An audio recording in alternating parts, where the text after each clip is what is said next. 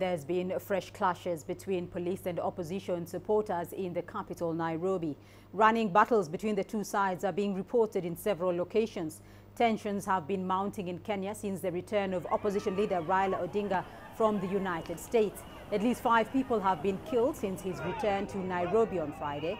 The opposition leader has been seeking international support to hold yet another election in Kenya.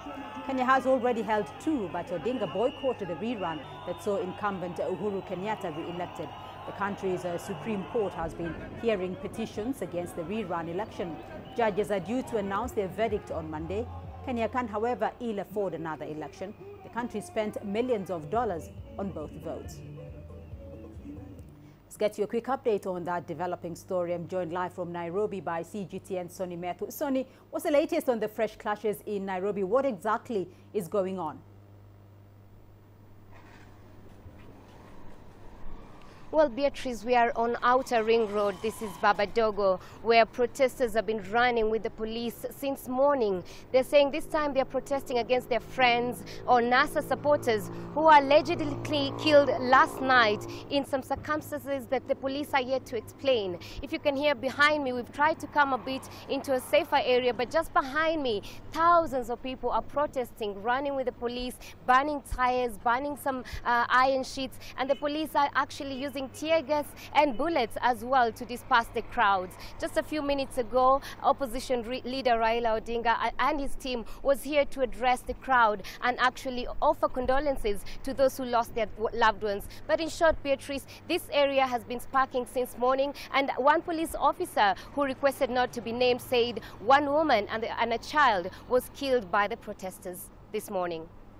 Well, Sonny, many are blaming opposition leader Raila Odinga for this latest unrest which occurred after his return from the United States. What's the latest from him?